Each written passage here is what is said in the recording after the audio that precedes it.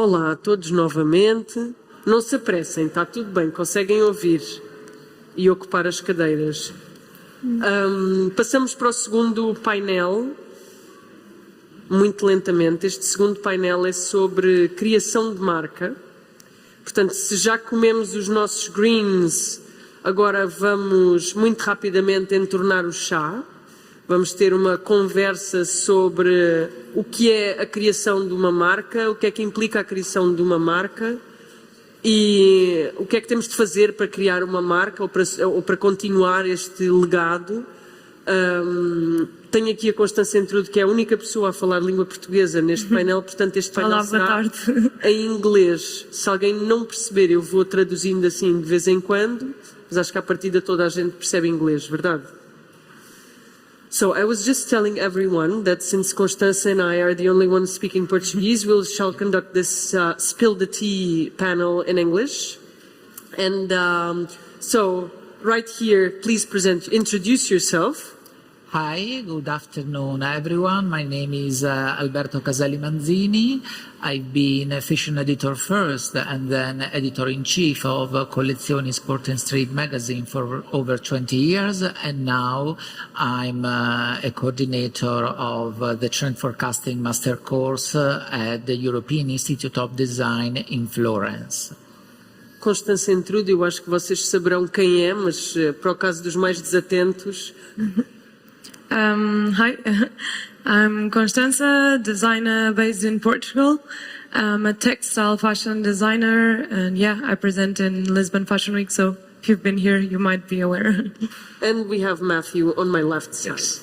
Hi everyone, I'm Matthew Harris. I'm the creative director and founder of Mateo New York. I live here in Lisbon as well, so I'm now a local, and we're a fine jewelry brand which with the aesthetic of simplicity and minimalism, and I've had the company for now 14 years, so I'm not as young as I look. But take advantage of that, please. Sure. But yes, I make just simple jewelry for a living, and that's my life. Thank you very much. So we start with you because education is a focal point. It's a pillar of brand building and of creating a brand.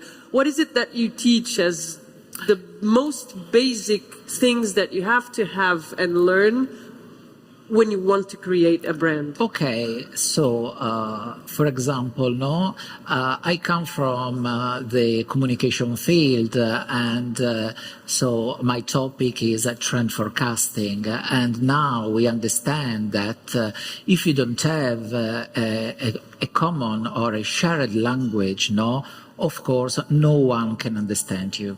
So if you want to be understood, of course, you must to talk the common language, the language that is recognizable by an audience. Otherwise, nobody understood. And this is the first key for have success, not only in fashion design, but also in the other fields of creativity. And so this is the first aspect. And then we need to proceed to create a new generation of creative, thanks to the use of different kind of techniques that derive from different disciplines. And thanks this contamination or this interdisciplinary contamination, we can really form professionals that are able to talk the shared language and the common language. So this is the basic things for create something that will be support to create or to build your career. And this is the first aspect. The second aspect for me is underpin our society, because if we underpin our society, we can understand where we live in, and if we understand where we live in, of course, we can try to interpret and shape the sign of the times. Otherwise, It's a beautiful work of senses, but without meanings. And this is one aspect. First of all, we must considerate the particular time that we live. No, in less of 20 years, our society is completely changed, and speed, new technologies, new modes of communication, and then social media, artificial intelligence, a new environmental consciousness, define a new way to consume compared to the past. For this reason, also the parameter or the orientation parameter that define our society are completely changed. I mean about, I want to mention just 3 very easy and basic parameters. The first is the parameter of the time. Time now is presentified, it's fragmented. What does it mean? This part is very clear when you are using the social media, because in that era, the time is not connected with the past and is not connected with the future. So, when you scroll your timeline, and you start to put a lot of like. It should not be called timeline. Okay. It should not, because it does not define time. Yes, sorry, I forgot. It's the timeline of the algorithm, so it's what works best. Yes, you have reason. It's times of confusion, Yes. And so this is very interesting, because the day after you don't remember the like that you put it. And so this, what does it mean? That the action that you have done doesn't have past and doesn't have future. And of course also the perception of the space is completely different, because thanks to the use of the technology, we can do experiences all around the world, And COVID was the right example. We was close in our house, in our apartment house, and so, but we was at school, or we are working at home. And so this is very strange, because we never seen in the past this kind of parameter, and also the parameter of how we conceptualize the people. It's completely different than in the past, because now we don't have any very deep knowledge about the people, and the social media give us this aspect in a very evident way, because sometimes we can understand just one aspect, or sometimes we can imagine things that doesn't exist. And so when we understand that, we know very well that all the communication fields and also the fashion company know that. And so this is very tricky point, because when you understand that they are able now to communicate independently. The fashion company now communicate independently with an audience. They don't need any journalistic filter. We don't need it, because you are able, thanks to social media, to do everything. Of course, we understand that we have a new generation of creators that start to create fashion collection, thinking about the audience of the social media. At the same time, now managing creativity, managing fashion brand, because what we teach in European Institute of Design is this part. Of course, we must be able to play with these elements. and means for me move from discipline that you know very well because maybe you like it, no, in terms of creativity, to other fields, no, or discipline that derive from different fields. I mean marketing, I mean merchandising, I mean branding, I mean trend forecasting, of course. And when we start to understand this part, of course, it will become more easy because, if in the past we have a generation of creators that was able, were able to shape the sign of the time, now, with this kind of fragmented situation, is quite difficult. Impossible. You must to have reference points for moving. And so what we are teaching usually is, of course, related to fashion, but at the same time is how can I communicate in a very effective way what I'm doing. And this is very important. Because, as I said in the beginning, nobody understood. So, and another aspect very interesting is the fact that the industry is completely changed. Now the major brand looking for someone who has a great skill in storytelling, is digitally competent, and then must be a beautiful public presence, no? And maybe it's also able to cultivate a huge number of followers, and then able to better identify the cultural aspect that can engage a global audience. So it's like if the industry today is creating creativity as a product, but this is not creativity, no? And so at the same time, this kind of professional must be respectful of the business, must be respectful of the marketing aspects. So we will see what's happening in the major brands, no? And this is the right formula for sell now and here and now, no? Immediately.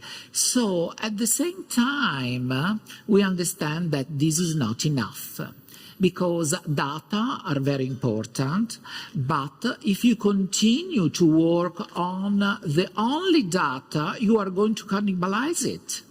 And so what does it mean? We are not to create nothing new.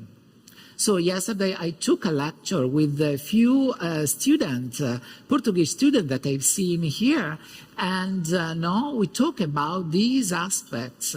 Everything is cannibalized. And so what we can do? Of course, we are using data. We need to create a new generation of professionals that are able to read and interpret in the correct data for spread the creativity. Because otherwise, if you look what's happened, in the fashion industry, with the actual system, less risk in terms of business, and of course less creativity.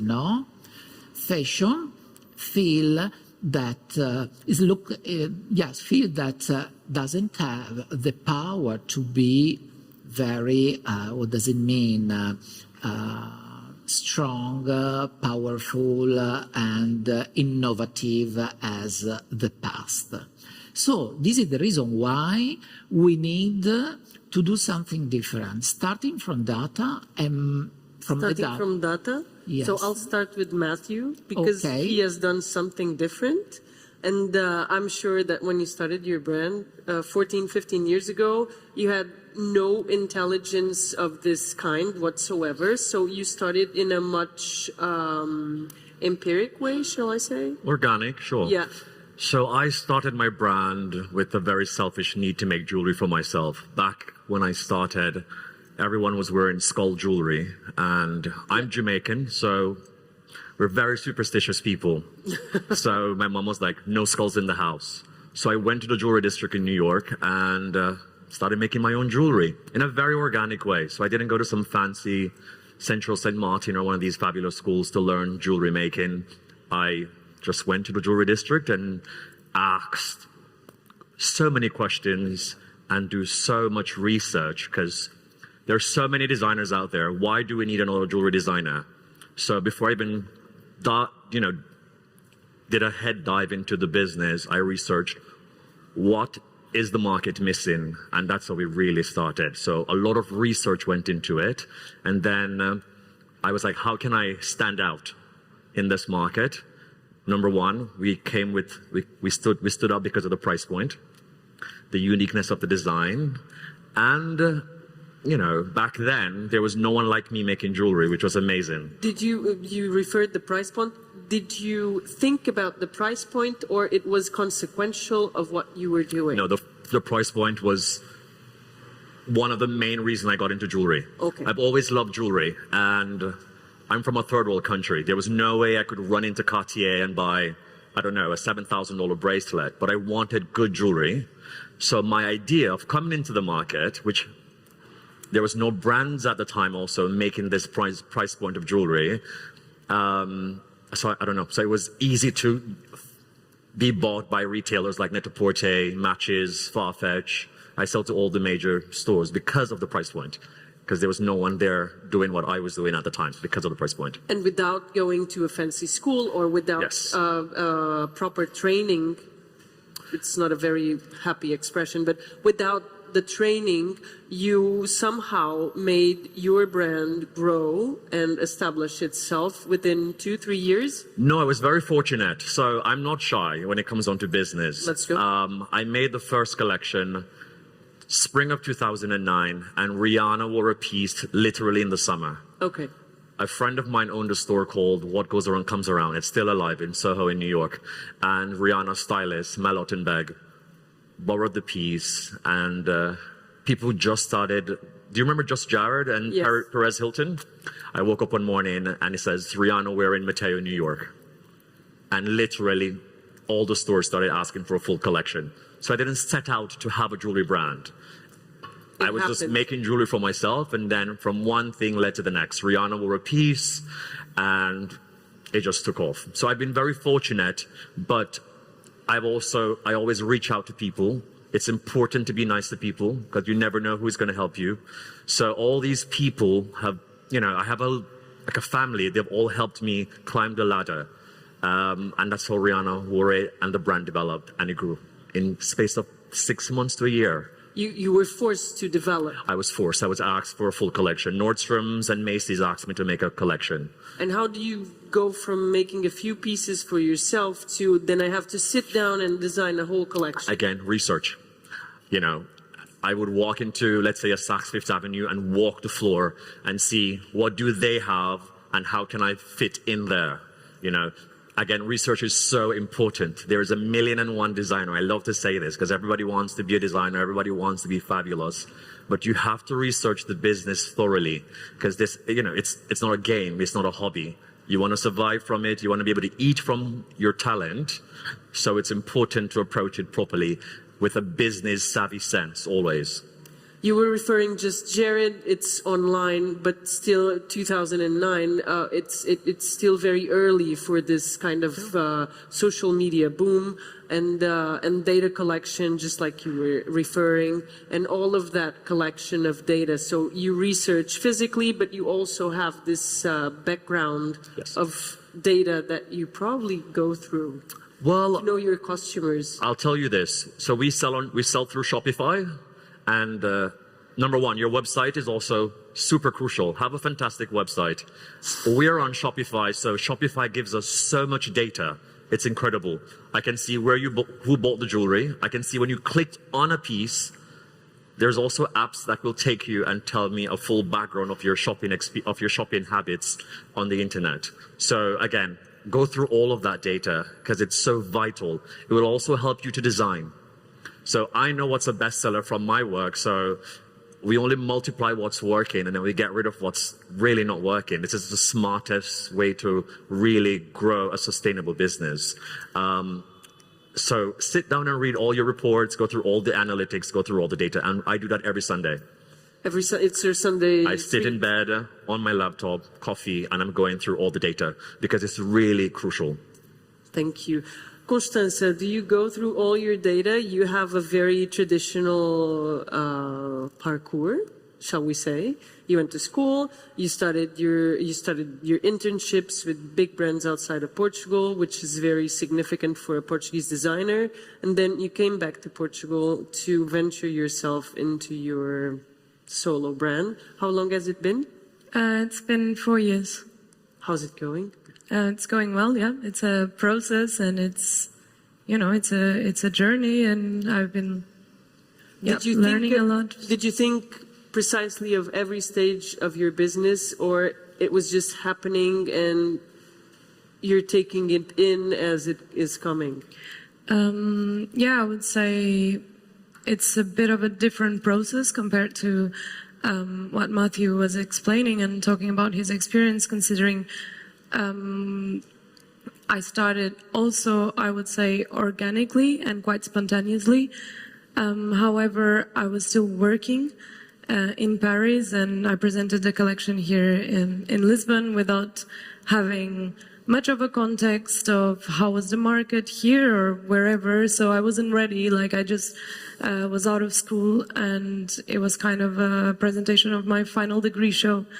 And so things started growing while I was still working in Paris for another brand. I started having my brand at the same time, and it was fully, and this is not like a kind of like dreamer's speech or anything, but at that time it was basically, as I had a full-time job, it was more like something I really wanted to do, you know. It was just to express my creativity, like my ideas, my research, everything, my references. And so to me, it started kind of the other way around. Like, the business part started growing. It's like, it's mandatory. You have to deal with it since the beginning. So that's the data and all the, all that information has to come at some point. Otherwise, you fail in a way, or you fail exists. I don't know. But like, but yeah, you have to. You have no choice. To have it, you have no choice. So. But how do you deal with the business part? Because we know you're an artist and you're a very creative person, and this is the maths of the business. So this is the part that you probably don't want to do. Sit down and. No, I quite enjoy doing it since the beginning. I really like doing. So it's not that something that I don't enjoy. Like, I would say I spend most of my week doing that, like the starting a collection and all of that. It comes from a process that also involves business and the past collection, and studying your results and everything. And I have to say, even though my work looks very creative and all of that, I don't know if I could be in this industry if it wasn't for the business structure that it's behind, in a way. How did you build it? I think in my case, I didn't have a business model when I started, but I knew very well what I wanted for the brand, for whatever I had, because I have a design studio and we work in various fields, so it's not just a fashion brand, and that's something that was very clear since the beginning. And it was pretty much about, making collections twice a year.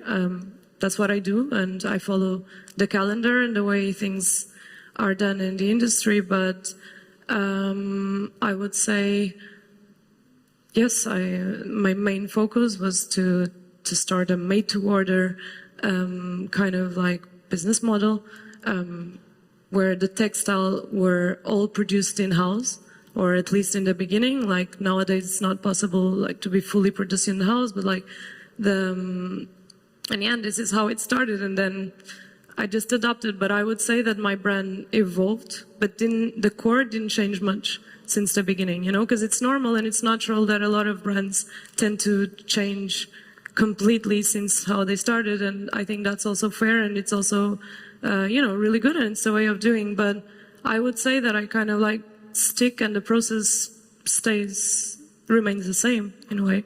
And towards brand building, because brand building and business models are two different things. Yes. Brand building is about communication, right? So how did you develop your model of communication? Well, I did my PR for 12 years by myself, so that was a huge learning curve. Number one, you have to have a clear and precise story. You're telling a whole story, and it needs to be believable, and it needs to be attainable, if that makes any sense. Like you know, we make simple fine jewelry. That's the first message, but it's affordable. So we have communicated this clear message for 14 years, and this is why the brand has grown. We do something in New York called a desk side. Do you know what a desk side is? No. You know what a desk side is? So you take the collection and you go to, let's say, Vogue, and you meet the jewelry editor, and that's how I really started in telling our story, was through, the big books, we call them in New York. So Vogue, Vanity Fair, Bazaar. I would literally take the collection because I didn't have money for advertising or paying for Google ads at the time. So our way of communicating this message was by meeting editors so that they could then believe what nonsense I was telling them. And then we would get all these beautiful features. So as a young designer, that's the first thing to do. Reach out to editors. Don't be shy. You're looking for new talent always. So they will take a desk side. And if you're young, they even love you even more. That was the first way we started telling our story. The second way we started telling our story was, again, through sales. I would do 1 million trunk shows, and I don't like trunk shows because I'm always nervous. So I would go to do public appearances, and that was my way of meeting the customer one-on-one and telling the story. And as the brand grew, I hired a PR team. So I have a whole communication team now. So they handle that for us. But again, this is 10 years down the line, I got a PR showroom. But start organically and start small. It's important to dream big, sure, but start small. So write a beautiful story on your website about your brand, where you're from, why you got into jewelry making. You put in a few tidbits of, the press you've received. Again, but tell a clear story. Because the moment you come on my website as well, you can tell what we're about. The images are shot beautifully and simply by a Portuguese team, by the way. The team is here now. And everything you do has to fall back in line with the message you're trying to tell. From the packaging, from the jewelry that you design, to even the quote you put on Instagram, it all has to be clear and precise and in line with the ethos of your brand. Thank you. Constanza, for you it's a whole different thing because communicating a textile brand to outside of your core and to the outside of Portugal is a whole different story. So how is it that you do it? Yeah, I have some notes here in regards to what both of you were saying, because it's actually something that I think more and more in this time of social media and structuring the brand and communicating and all every week I get this question, how would you communicate your brand? What is this about? Who is the client? And you're mentioning this common language that I would like to discuss further because I would like to understand what it is. Because to me, I kind of struggle to see how fashion needs to be, or design needs to have this common language, because in a way it's whatever you communicate, yes, sure, needs to have proper storytelling, and you need to make your own narrative, and you need to be consistent and coherent. However, I also think we're kind of tending to go into this whole storytelling obsession that everyone needs to have one, and at some point I don't know how genuine it is and how real it is. And because I think that fashion and art design, it's a lot about leaving space for interpretation. So whatever you do, whatever I do, I want you to interpret your way,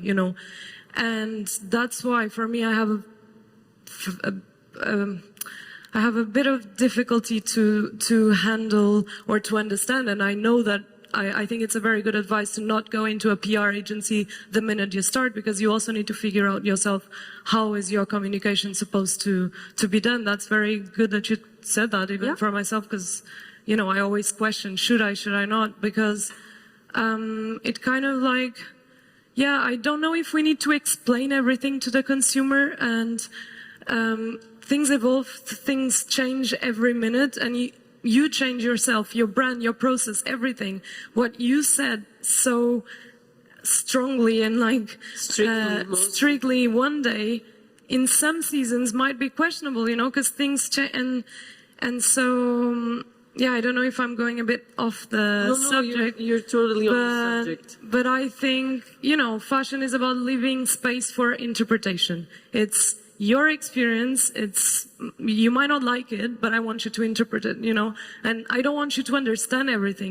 Sometimes people come to me, a lot of people say, I like, some people come to me saying, I don't like what you do, like, explain. And it's also difficult, like, of course, once they understand sometimes the process and how it's made and everything, they do, like, kind of change their perspective, and I'm very happy for that. But I also like to leave space for people to also to read, to create their own style, to create their own, narrative. Even myself, sometimes when I'm too much going through Instagram and looking at other brands and looking at brands that I really admire, I tend to kind of like start to think a bit like them, and like trying to think I should kind of like be communicating, this should be my client, or this should be my strategy. So I think it's very important to be consistent. I think that's key, and to have a narrative and to have a strong project that, because it's what you were saying, there's so much going on in the market that it's very important to have a message, to have to work. It's a very worn out word, but one of the keys to your work is authenticity, because nobody's actually copying what you do, because what you do is very special and very unique.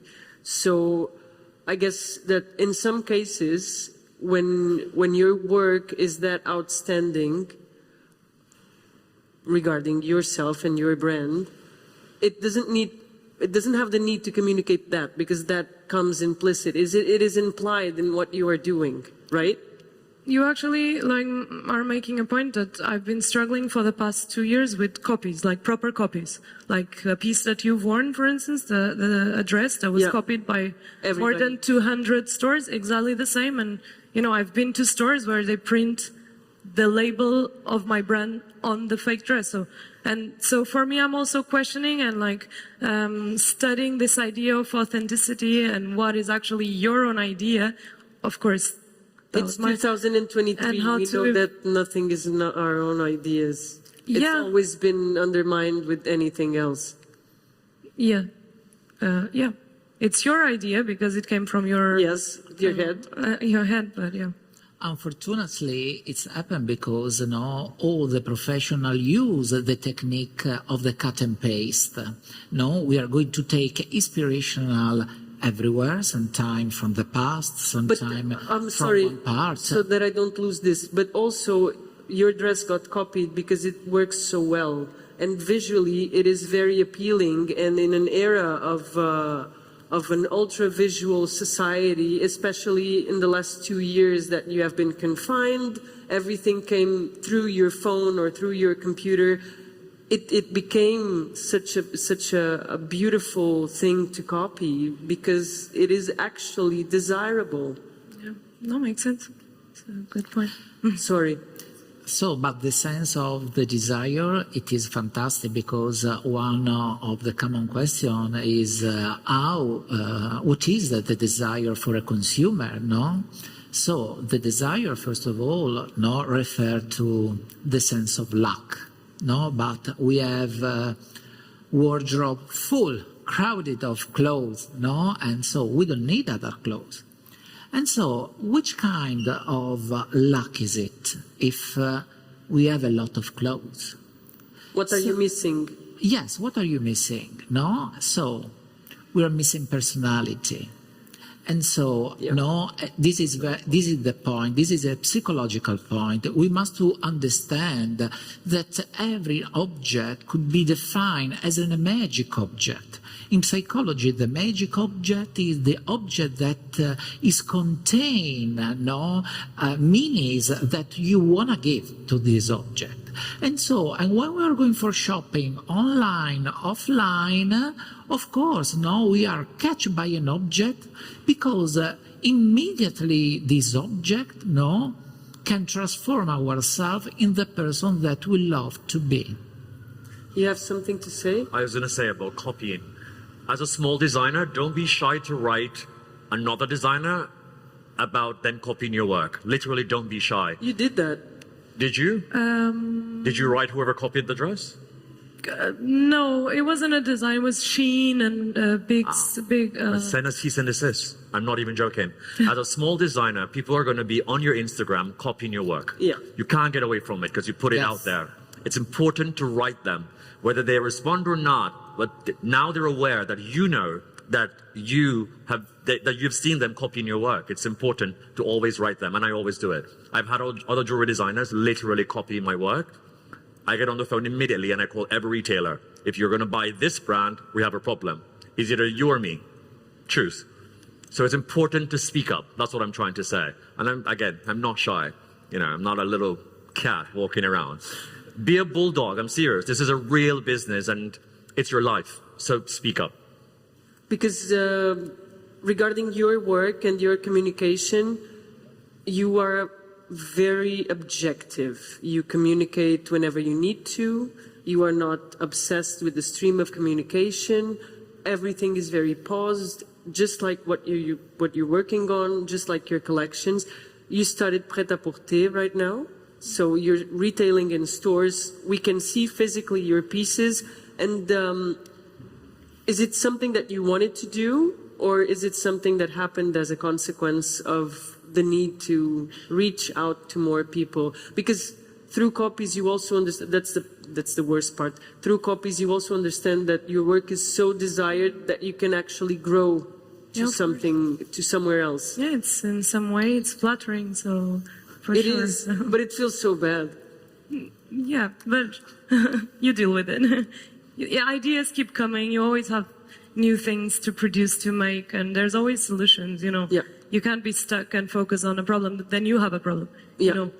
And I think they notice your authenticity, and of course they notice that you have a very strong and powerful voice, and this is very fundamental for you. Mm-hmm. And I think it's a very clear point. It is a very clear point. And you are very strong. You are a very, very strong designer, and you know that. Do you have any questions from the audience? Se alguém quiser fazer perguntas, podem fazer. Têm perguntas? Isto é impressionante. Everybody's shy now. Everybody's shy now, yeah. We should go for a coffee break. Then everybody starts talking. No questions? No questions. Do you have anything else to add? Because you were referring social media and traditional media, and I still have one question, which is the brand building in this era doesn't need to go through all of those validation moments. And we have two examples here with Matthew and Constanza that are quite symbolic of that lack of need of validation and going through the traditional media. Traditional media, in my opinion, doesn't work so well, no? because as I said before, we don't need any kind of filter. Yes, they continue not to be relevant for an audience, maybe a professional audience, maybe for someone that is very passionate, but when the old generation say goodbye, no, the young generation don't go to buy magazine and all traditional no publication. As a designer, I'm sorry. And at the same time, for example, also who's working in the marketing department and need to, for example, schedule the advertising, sometimes doesn't consider the classical publication, but they work with Google Analytics and so on, because they're going straight to the point. And so it's very sad, because I come from the traditional publishing or the traditional field, but this is the real estate of the things. But maybe we can create something special, no? To have a magazine that refer a book, that refer to something to keep very close, because no, we are the choice, the choices of the object that we have done, but at the same time, in my opinion, that's no. How do you feel about the traditional media? Have they reached out to you much? When you mean traditional media, you mean Magazines, printed newspapers. magazines? Yeah, I'm a big print supporter. Even though I know, like, I buy magazines every week. I read a lot of magazines, and so for me, yeah.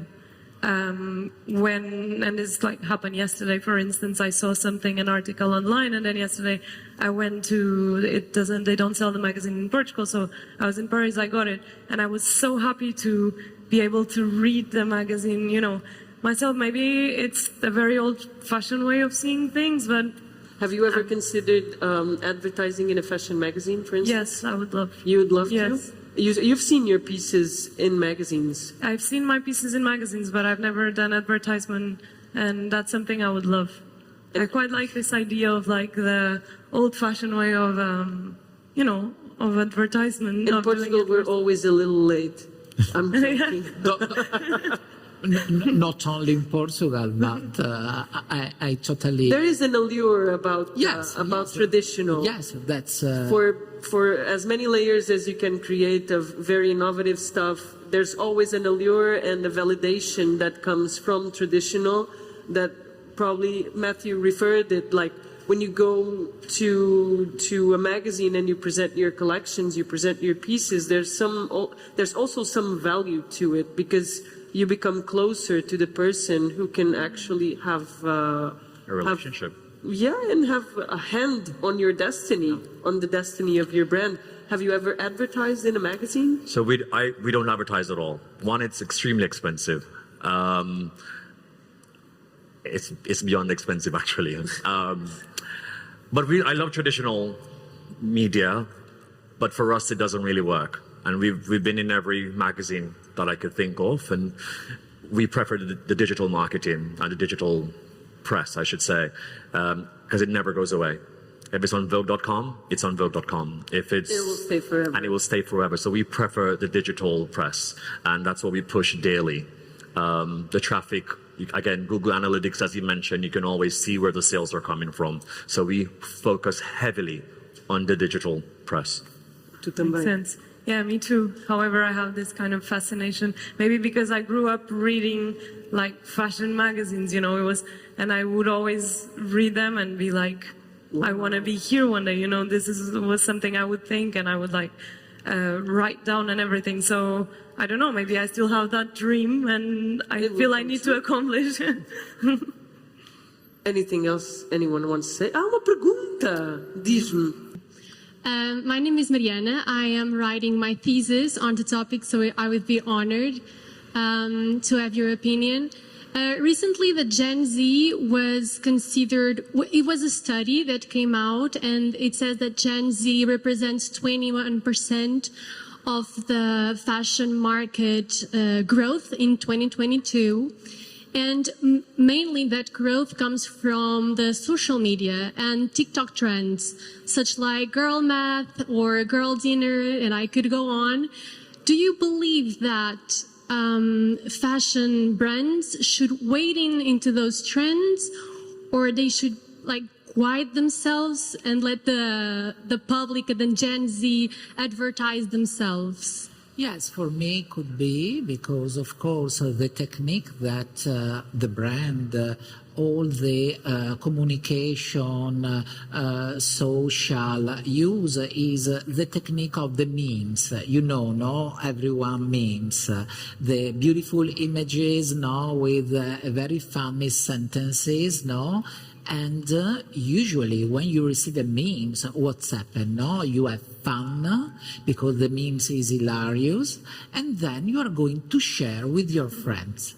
No, Exactly. with the Freud words, no, you feel pleasure, and of course when your friend, of course, receive the meme that you send, they start to spread the trends with other friends.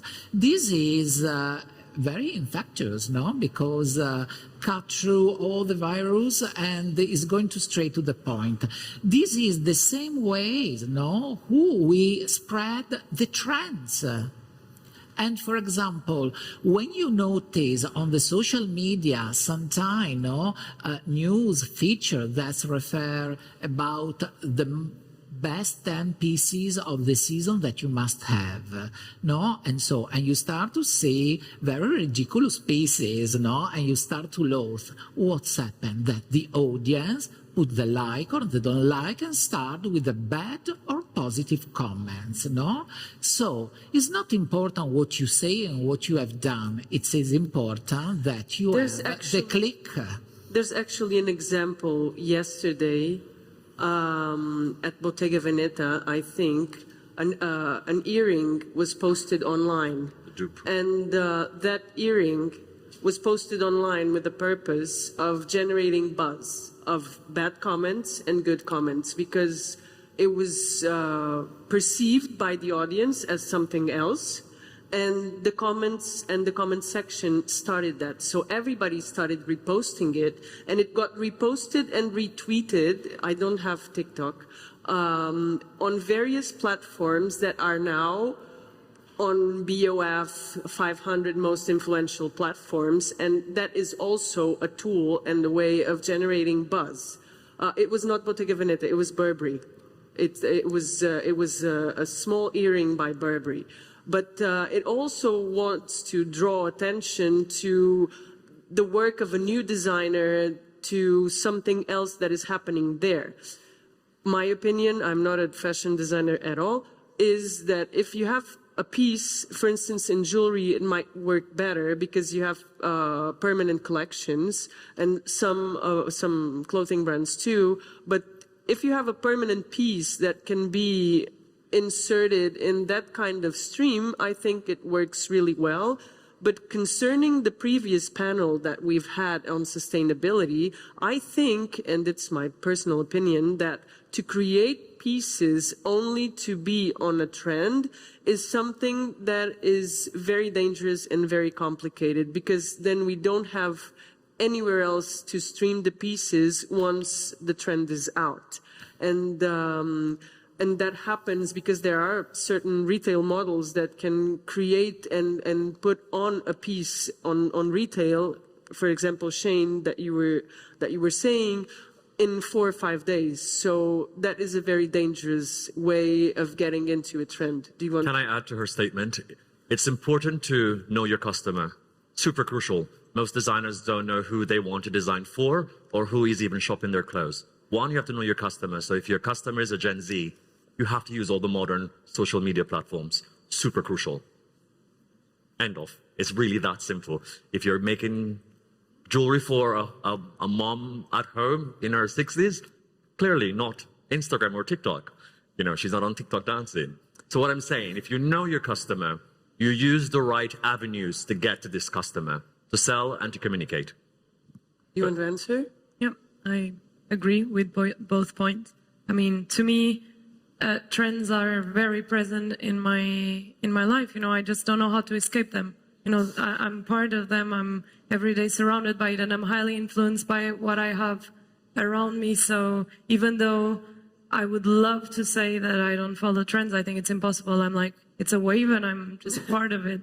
And so when it comes to all the platforms like from TikTok, Instagram, yeah, to me it makes sense, and I think it's fun, and I think it's interesting to also like find new ways of engaging with the people, because, for instance, in my case, I think it makes total sense what you're saying, and I totally agree. But I also like to think of my brand, and maybe this is a bit naive, but as kind of a platform to communicate ideas.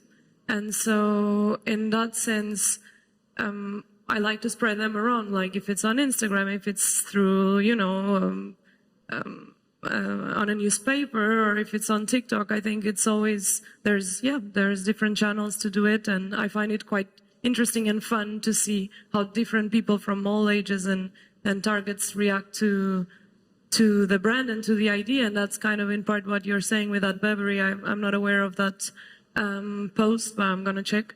But Please do. but I'm not. But I can imagine it's not. You know. Well, thank you. Thank you very much. Are we done? I guess so.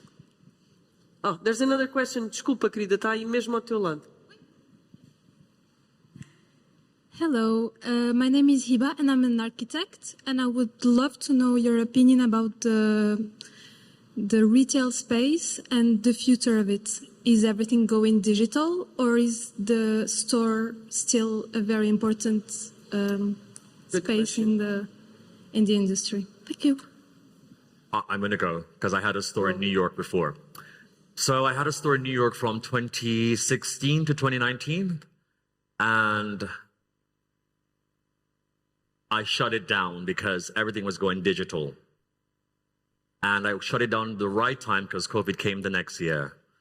But now I've seen sales flatline online because people are actually back out. And as I was telling my friend, I was looking for a physical retail space here. So I do think people want the experience again. They want to touch and feel the product.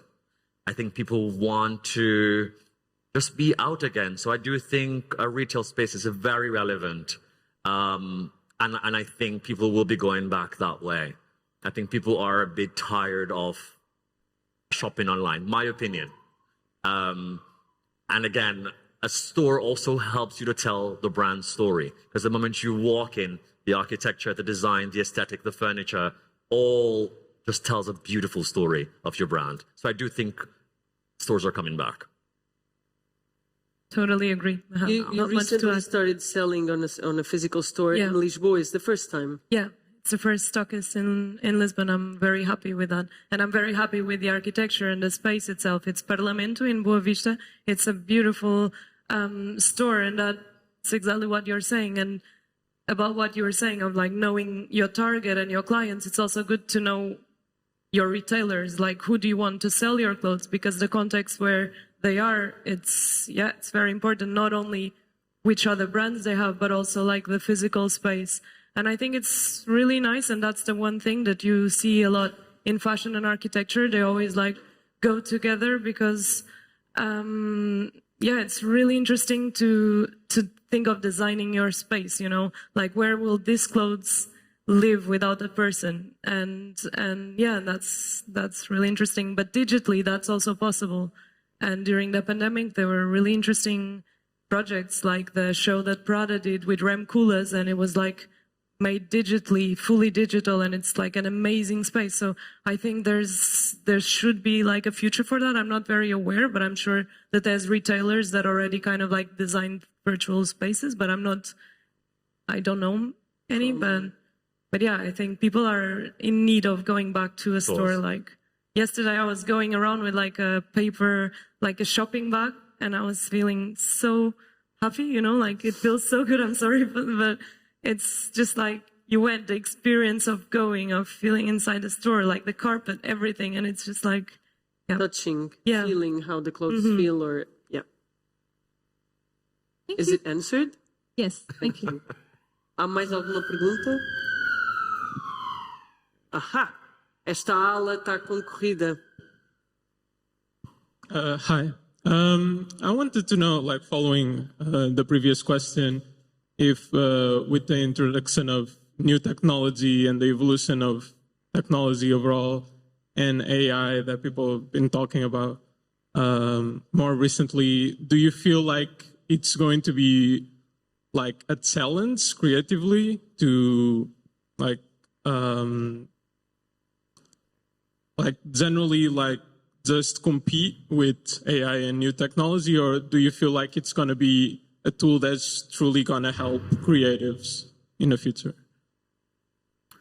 I think AI is very interesting. It's still developing, it's still growing, but the creativity has to come from you. There's no way I think AI is just going to completely eradicate design. I think it's going to assist the design, and it's going to assist sales. It's going to assist, you know, the running of a business. But I just think AI is just that. It's here to assist, I think, as a technology, but not to take over.